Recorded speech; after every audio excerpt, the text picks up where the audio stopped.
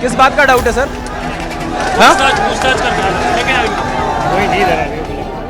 दिल्ली का रामलीला मैदान वो इस बात का गवाह है कि कांग्रेस की सरकार थी, डॉक्टर मनमोहन सिंह की सरकार थी, और उस सरकार को उखाड़ करके फेंकने के लिए यहां पर कई बार आंदोलन हुए, लेकिन कांग्रेस ने उन आंदोलनों को इस तरीके से नहीं कुचला जैसे आज देश में उठने वाली आवाजों को कुचला जा रहा है। दिल्ली के रामलीला मैदान में कल एक प्रोटेस्ट हुआ। प्रोटेस्ट दिया गया कि एसएससी जो भर्ती परीक्षा करवाती है उसमें बहुत सारी कमियां हैं, बहुत सारी खामियां हैं, बहुत सारी धांधलियां हैं।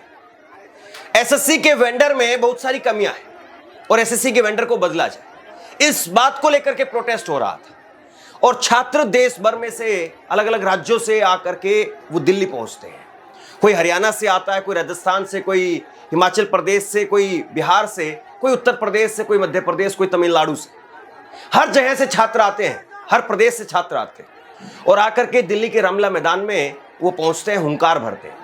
लेकिन उसके बाद में दिल्ली पुलिस आती है और दिल्ली पुलिस कहती है कि आपके पास में परमिशन शाम 5 बजे तक की थी, अब आपकी परमिशन खत्म हुई, इसलिए आप निकल जाइए। और छात्र फिर भी वहीं पर डटे रहते हैं। छात्र कहते हैं हमें तो कोई एसएससी की तरफ से जवाब नहीं मिला। और इसके बाद में यह हुआ कि वहां से पुलिस ने बलपूर्वक छात्रों को निकालना शुरू कर दिया। एक पत्रकार वो अपने कैमरामैन के साथ में उस पूरी घटना को रिकॉर्ड कर रहा था। और आपको यह जानकर के अचरज होगा कि पत्रकार एक अच्छे खासे संस्थान से था, लल्लन टॉप से पत्रकार था। और लल्लन टॉप के पत्रकार को, रिपोर्टर को और उसके कैमरामैन को पुलिस वाले पहले कहते हैं, और पुलिस वाले में भी कोई कांस्टेबल नहीं था, एक सीनियर आईपीएस अधिकारी जो कि डीसीपी है, वो कहता है कि अपने आई कार्ड दिखाओ। और जब लल्लन टॉप के रिपोर्टर ने अपने आई कार्ड दिखाए तो उसके बाद में कैमरामैन से कहा कि कैमरामैन तुम भी अपना आई कार्ड दिखाओ। तो उसके बाद में कहा कि हमें इस पर कुछ डाउट है। पहले रिपोर्टर ने अपना आई कार्ड दिखाया। रिपोर्टर का नाम है रजत पांडे। रजत पांडे, उन्होंने अपना आई कार्ड दिखाया और उसके बाद में कैमरामैन, उसका आई कार्ड पूछा गया। और कैमरामैन ने जब अपना आई कार्ड दिखाया तो उस पर लिखा था राशिद अली काजमी। और जैसे ही पुलिस ने नाम पढ़ा उसके बाद में डीसीपी ने कहा कि कुछ डाउट है, तुम इधर आ जाओ, इनको इधर लेकर के आ जाओ। मुझे समझ में नहीं आता है कि आखिरकार इसकी क्या जरूरत थी। उस डीसीपी से पूछा जाना चाहिए कि आपको इसमें क्या ऐसा आपत्तिजनक दिखा। और इसके बाद में इस रिपोर्टर ने, कैमरामैन ने अपनी पूरी कहानी बताई है। मैं आपको पूरी कहानी बताने वाला हूं। लल्लन टॉप ने देखिए खुद से इस बारे में पोस्ट किया कि एसएससी प्रोटेस्ट कवर करने गई लल्लन टॉप की टीम को पुलिस ने हिरासत में लिया, रिपोर्टर से माइक और मोबाइल छीना। बताइए, माइक और मोबाइल छीन रहे हैं आप, देश की राजधानी में एक प्रोटेस्ट हो रहा है। अब आप ये भी नहीं कह सकते हैं कि भाई ये तो कोई छुटभैया यूट्यूब चैनल है, पता नहीं किसकी फंडिंग लेकर के चल रहा है, कैसे चल रहा है, कैसे नहीं चल रहा है। लल्लन टॉप एक संस्थान है, बड़ा संस्थान है, इंडिया टुडे के अंतर्गत आता है। तो आप कैसे जो है उसका आई कार्ड, उसका माइक देख करके भी उसके साथ में ये बदतमीजी कर रहे हैं। लल्लन टॉप ने एक और पोस्ट किया कि एसएससी प्रोटेस्ट को कवर करने गई लल्लन टॉप की टीम को दिल्ली पुलिस ने हिरासत में ले लिया है। दिल्ली के रामलीला मैदान में जारी एसएससी के खिलाफ प्रदर्शन की कवरेज करने से पुलिस रोक रही थी। इसके बाद में पुलिस ने रिपोर्टर रजत पांडे और कैमरा पर्सन राशिद अली काजमी को हिरासत में ले लिया। उस दौरान क्या क्या हुआ था सब कैमरे में कैद है। सर को दिखा रहे हैं ना, ये हम दिखा रहे हैं सर, हम आप ही को दिखा रहे हैं। मेरा आईडी कार्ड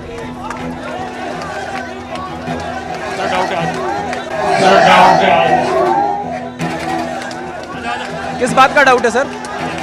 पूछताछ करना। दोस्तों, समझ में नहीं आता है कि सरकार को इतनी दिक्कत किस बात की है।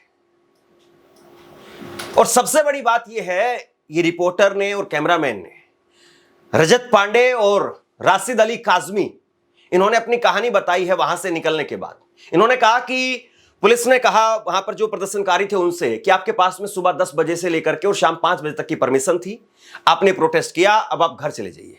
अभी घर कहां जाए? कोई प्रयागराज से आया है, कोई बिहार से आया है, कोई हिमाचल से आया है, कोई मध्य प्रदेश से, कोई महाराष्ट्र से, कहां चले जाएगा वो? पुलिस कह रही कि आप घर चले जाइए, कल सुबह फिर आ जाना। पुलिस ये नहीं कह रही है कि आपको जवाब मिल गया है, एसएससी ने आपकी समस्याओं का जवाब दे दिया है। पुलिस ये नहीं बता पा रही है। और जहां तक मैंने इस खबर को लेकर के पढ़ा, जो वहां पर मौजूद प्रदर्शनकारी थे, उनकी बातें सुनी, वहां पर एसएससी की तरफ से कोई डेलीगेशन भी नहीं गया जो जाकर के इनकी मांगों को लेता या इनको कोई आश्वासन देता। वरना होना तो यह चाहिए था कि जब इतनी बड़ी संख्या में बारिश हो रही थी, कल संडे का दिन था, 24 तारीख की कॉल दी गई थी और यह मैच 4-5 दिन पहले ही कॉल दी गई थी। ऐसा भी नहीं था कि बहुत पहले से ये मूवमेंट चल रहा था। हालांकि इसको लेकर के प्रोटेस्ट हुए हैं, लेकिन 24 तारीख की जो कॉल थी ये अभी दी गई थी और बहुत कम समय में वहां पर छात्र तत्काल की टिकट करवा करके पहुंचे हैं। कोई जनरल डब्बे में आया है, कोई बस से आया है, कोई ट्रक में आया है, और आप कह रहे हैं कि आप चले जाइए। कहां चले जाइए? जो अभ्यर्थी हैं वो कहां चले जाएं? चलिए, फिर उसके बाद में पुलिस आती है और पुलिस आकर के कहती है कि भैया अब यहां पर जो भी रहेगा वो इलीगल माना जाएगा और उसको हिरासत में ले लिया जाएगा।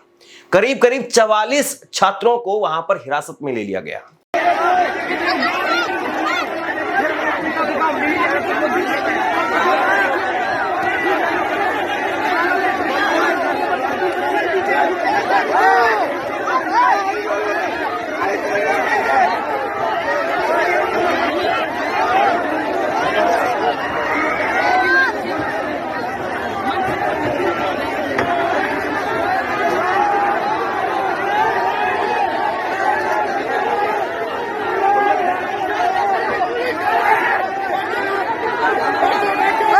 बैठ जाओ।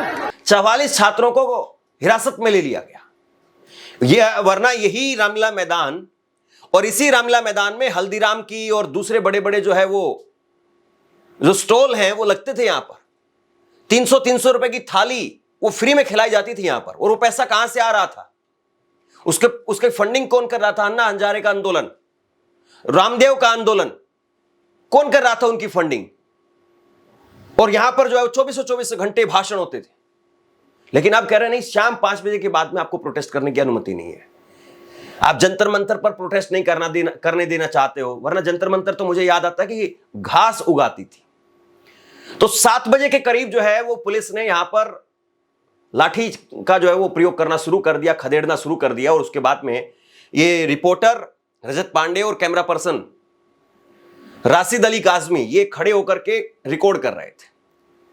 तो पुलिस वाले डीसीपी जो है वो इनको बुलाते कि तुम इधर आ जाओ, तुम बहुत हीरो बन रहे हो। इनको बुलाया जाता है और बुला करके इनके कार्ड चेक किए जाते हैं। और जब कार्ड देखा, नाम देखा, राशिद अली काजमी, राजत पांडे, बोले कि हमें डाउट हो रहा है, ले चलो इनको लेकर के गए। इनको लेकर के जाने के बाद में फिर इनको पटेल नगर पुलिस स्टेशन, दिल्ली के अंदर ही करीब 8-10 किलोमीटर पड़ जाता है पटेल नगर, वहां से रामलीला मैदान से इनको पटेल नगर पुलिस स्टेशन जो है भेजा गया। लेकिन बीच रास्ते में इनको कनॉट पैलेस में तार दिया गया, वहां पर उतार दिया गया इन्हों, और इनको कहा गया कि अब आप चली जाइए। इन्होंने कहा कि हम जाएंगे तो अपने संस्थान में जाकर के क्या बताएंगे कि आपने हमारे आई कार्ड क्यों लिए। उन्होंने कहा हमें नहीं पता इस बारे में कि आपके आई कार्ड क्यों लिए, आपको आई कार्ड लेना है तो ले लीजिए। उन्होंने कहा कि हम आई कार्ड लेने के लिए तैयार हैं, लेकिन आप ये बताइए कि हमारे आई कार्ड लिए क्यों गए थे? हमारे आई कार्ड में ऐसा दिक्कत क्या थी? कहीं फोटो गलत था, नाम गलत था, मोबाइल नंबर गलत था, संस्थान का कोड गलत था, या एम्प्लॉय की जो आईडी होती है वो गलत लिखी हुई थी? क्या गलत लिखा हुआ था जो आपने आई कार्ड ले लिए? पुलिस वाले कुछ बोलने के लिए तैयार नहीं कि हम इस मामले को अब आगे बढ़ाना नहीं चाहते हैं, अब आप लो और चले जाओ। ये मतलब देश में आप सोचिए कि लोकतंत्र कहां तक बचा है। राजधानी दिल्ली में कोई कवर नहीं करता है। वैसे तो मीडिया दिखाती नहीं है, कोई बात नहीं होती। आप दिल्ली की किसी सड़क पर खड़े होकर के अल्लाह अकबर बोलिए, कोई जय श्री राम का नारा लगाइए, कुछ 4 उटपटांग बातें आप कह दीजिए, उसके बाद में आपको इतनी कवरेज मिलेगी कि 24 घंटे आपके नाम की चर्चा होगी। फला पार्टी, फला लोग जो आ जाएंगे, आपको नेता बनाने लग जाएंगे। लेकिन अगर कोई अपनी हक की आवाज उठा रहा है, ये कह रहा है कि एसएससी के वेंडर को बदल दीजिए, इसमें दिक्कत क्या है? वहां पर छात्र इस बात को लेकर के पहुंचे थे कि भाई हम जब एग्जाम देने के लिए जाते हैं तो वहां पर कंप्यूटर पर जब आजकल एग्जाम होता है तो कीबोर्ड खराब मिलता है, कभी स्क्रीन खराब मिलती है, कभी जहां पर हम पहुंचते हैं जो सेंटर हमें दिया गया था वहां पहुंचने के बाद में पता चलता है कि हमारा सेंटर बदल दिया गया। अब बताइए क्या करेंगे आप? आप समझिए कि लखनऊ में आपका सेंटर है, आपको बताया गया कि आपको लखनऊ के डीपीएस स्कूल के अंदर जाना है, वहां आपका सेंटर है। आप पहुंच जाते हैं सुबह सुबह वहां पर, आपका 12 बजे जो है एग्जाम है, आप 8 बजे पहुंच जाते हैं वहां पर, 10 बजे पहुंच जाते हैं वहां पर, और फिर आपको पता चलता है कि नहीं नहीं आपका एग्जाम तो दिल्ली में है, आपका सेंटर चेंज कर दिया गया था, दिल्ली में है। अब 2 घंटे में आप दिल्ली कैसे पहुंचेंगे? 1 घंटे में आप दिल्ली कैसे पहुंचेंगे? ये खेल है और इसको लेकर के शिकायत हो रही है, और ये शिकायत बिल्कुल वाजिब है या नहीं है। लेकिन जब भी बात की जाती है तो चेयरमैन कहते हैं कि आप घर चले जाइए, हम इसके सॉल्यूशन पर काम कर रहे हैं। अभी जब पीछे जब वो प्रोटेस्ट हुआ था, टीचर्स पर लाठी चली, उस वक्त में भी यही बात कही गई थी कि आप घर चले जाइए, हम इसके सॉल्यूशन पर काम कर रहे हैं। लेकिन सरकार ये नहीं बताती है कि जो वेंडर देने के नियम थे, पहले 100 करोड़ जिसके टर्नओवर है उसको वेंडर दिया जाता था। अब सरकार, ये मैं छात्रों के हिसाब से बता रहा हूं, जो छात्र वहां पर अपनी आप बीती या उनकी जो व्यथा है वो मैंने सुनी, वो मैं बता रहा हूं कि 30 करोड़ रुपए में अब जो है वेंडर मिल जाएगा। यानी ठेका, एक तरीके से आप आसान ठेठ भाषा में अगर समझना चाहते हैं तो पेपर करवाने का ठेका वो किसी को भी दिया जा रहा है। और यही जो है उनकी बड़ी शिकायत है कि भाई आप ऐसे लोगों को ठेका क्यों दे रहे हैं जो पेपर नहीं करवा पा रहे हैं।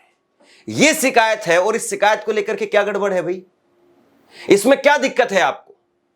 ये इतनी सी बात सुनने के लिए, इतनी सी बात को सुधारने के लिए आपको दिक्कत क्या है? लेकिन ये बहस का कभी हिस्सा नहीं बनता है। और सबसे बड़ी बात यह है कि इसमें विपक्ष के नेता अगर बोलेंगे तो कह दिया जाएगा कि नहीं, राहुल गांधी ही छात्रों के पीछे हैं, वही भड़का रहे हैं छात्रों को, इसीलिए प्रोटेस्ट हो रहा है। और अगर राहुल गांधी आवाज नहीं उठाएंगे, विपक्ष के नेता आवाज नहीं उठाएंगे, तो छात्र कहेंगे कि देखिए विपक्ष भी नकारा निकम्मा है। मतलब दोनों तरीके से मर है, यहां से भी मरोगे, यहां से भी मरोगे।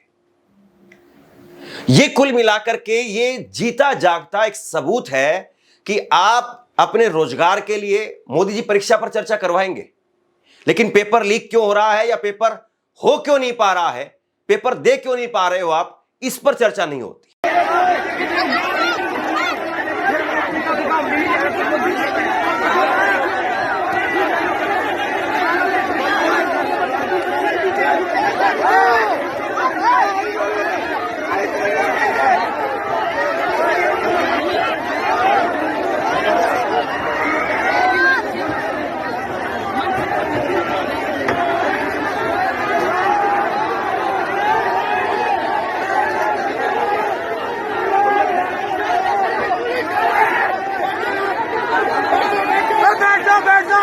राहुल गांधी उन्होंने ट्वीट किया, और राहुल गांधी ने ट्वीट करके कहा कि रामलीला मैदान में शांतिपूर्ण प्रदर्शन कर रहे एसएससी अभ्यर्थियों और शिक्षकों पर बर्बर लाठीचार्ज शर्मनाक ही नहीं, एक डरपोक सरकार की पहचान भी है। युवाओं ने सिर्फ अपना हक मांगा था, रोजगार और न्याय मिला क्या? लाठियां मिली। साफ है मोदी सरकार को न देश के युवाओं की चिंता है, न उनके भविष्य की। क्यों हो? यह सरकार जनता के वोटों से नहीं, वोट चुरा करके सत्ता में आई है। पहले वोट चुराएंगे, फिर परीक्षा चुराएंगे, फिर नौकरियां चुराएंगे, फिर आपका हक और आवाज दोनों कुचल देंगे। युवाओं, किसानों, गरीबों, बहुजनों, अल्पसंख्यकों, आपका वोट इन्हें नहीं चाहिए, इसलिए आपकी मांगे कभी इनकी प्राथमिकता नहीं होगी। अब वक्त डरने का नहीं है, डटकर मुकाबला करने का है। तो राहुल गांधी ये कह रहे हैं कि भाई ये तो चोरी की सरकार है, और चोरी की सरकार वो अपने लोगों के लिए काम नहीं करती है। पहले नेता होते थे, वो नेता डरते थे कि भाई यहां से, इस गांव से तो मुझे खूब वोट मिलते हैं, इस गांव में से तो मुझे 90% वोट मिलते हैं, तो इस गांव में एक भी लाइट खराब नहीं होनी चाहिए, एक भी नाली बंद नहीं होनी चाहिए, घर घर पानी पहुंचना चाहिए। नेता डरते थे इस बात से। लेकिन अब राहुल गांधी और विपक्ष कह रहा है कि भाई ये तो वोट चोरी करके जीत रहे हैं, इनको पता है कि आप वोट नहीं दोगे तो भी हम जीत जाएंगे, तो ये आपकी समस्याओं पर ध्यान नहीं देंगे। अभिषेक मनु सिंह भी सुप्रीम कोर्ट के वकील हैं, सांसद हैं, उन्होंने कहा कि रामलीला मैदान में शांतिपूर्ण आंदोलन कर रहे छात्रों पर दमन, यह लोकतंत्र है या डर तंत्र है? मोदी सरकार बताए कि युवाओं को रोजगार देना गुनाह है या वादा तोड़ना इसकी पहचान है। जब छात्र कलम से सवाल पूछते हैं, सरकार लाठी से जवाब देती है। हेमंत राजौरा जो कि उस प्रोटेस्ट को कवर कर रहे थे, उन्होंने 2 पोस्ट किए। रामलीला मैदान में एसएससी के खिलाफ विभिन्न मांगों को लेकर के प्रदर्शन कर रहे छात्र छात्राओं के मंच का नजारा कुछ छात्रों का आरोप है कि पुलिस ने सिविल ड्रेस में आकर के उन्हें जबरदस्ती हटाने की कोशिश की है। इसके बाद में वो आगे लिखते हैं, छात्रों का लाठी से और धक्का मुक्की से पिटाई का आरोप है। पुलिस का कहना है कि करीब 1500 प्रदर्शनकारी रामलीला मैदान में जुटे थे। इनमें से लगभग 100 प्रदर्शनकारी ने निर्धारित समय सीमा समाप्त होने के बाद भी बार बार अनुरोध और सूचना दिए जाने के बावजूद मैदान खाली करने से इनकार कर दिया। इसके बाद में न मानने वाले 44 प्रदर्शनकारी हिरासत में लिए गए, जबकि बाकी लोग वहां से चले गए। मतलब कोई 2-3 लाख लोग नहीं थे कि दिल्ली की व्यवस्था चरमरा जाती, दिल्ली डरने लगती, दिल्ली कांपने लगती। 2-3 लाख लोग नहीं आए थे। खुद पुलिस कह रही कि 1500 लोग थे और 1500 लोग में से 1400 लोग चले गए थे 5 बजे के बाद में। 100 लोग ऐसे थे जो वहां पर अभी भी अपनी आवाज बुलंद कर रहे थे, और वो 100 लोग वो भी सरकार को हजम नहीं हुए। 100 लोग कितने होते? रामलीला मैदान बहुत बड़ा है। रामलीला मैदान में मतलब आप मान करके चलिए 1 लाख से भी ज्यादा लोग अगर आ जाएंगे तो चल जाएगा, इतना बड़ा रामलीला मैदान है। 100 लोग तो वहां पर किसी कोने में बैठेंगे तो भी पता नहीं चलेगा। पुलिस कह सकती थी कि ठीक है भाई, आपके पास में कोई व्यवस्था नहीं है, आपके पास में खाने पीने का नहीं है, तो आप कहीं पर अपना बैठ जाइए, चुपचाप शांति से बैठ जाइए, सुबह चले जाइए। लेकिन 100 लोगों को भी वहां पर नहीं बैठने देना था, इसलिए 44 लोगों को हिरासत में ले लिया गया। छात्र ये कह रहे थे कि हमें टेंट की जरूरत नहीं है, हमें माइक की जरूरत नहीं है, हमें खाने पीने की जरूरत नहीं है, हमें शौचालय की जरूरत नहीं है। जो भी होगा, हम जैसे भी होगा हम भुगत लेंगे, खाना भी भूखे भी रह लेंगे, बारिश आ रही है हम बारिश में भीग भी लेंगे, कोई दिक्कत नहीं, लेकिन हमें कम से कम यहां रहने तो दो, हमें अपनी आवाज से उठाने दो। इतना भी मोदी सरकार नहीं होने दे रही है। वहां पर नारे लग रहे थे, पेपर चोर सरकार, एसएससी चोर, ये नारे लग रहे थे। कहीं वोट चोर के नारे, कहीं एसएससी चोर के नारे, कहीं पेपर चोर के नारे। आप सोचिए, फिर उसके बाद में नरेंद्र मोदी दुनिया भर में जा करके अपनी ईमानदारी के ढोल बजाते हैं। जो कुछ हो रहा है ये वाकई लोकतंत्र में बेहद शर्मनाक है। शेयर कीजिए इस खबर को, और आप क्या सोचते हैं नीचे कमेंट बॉक्स में लिख करके जरूर बताइए। धन्यवाद।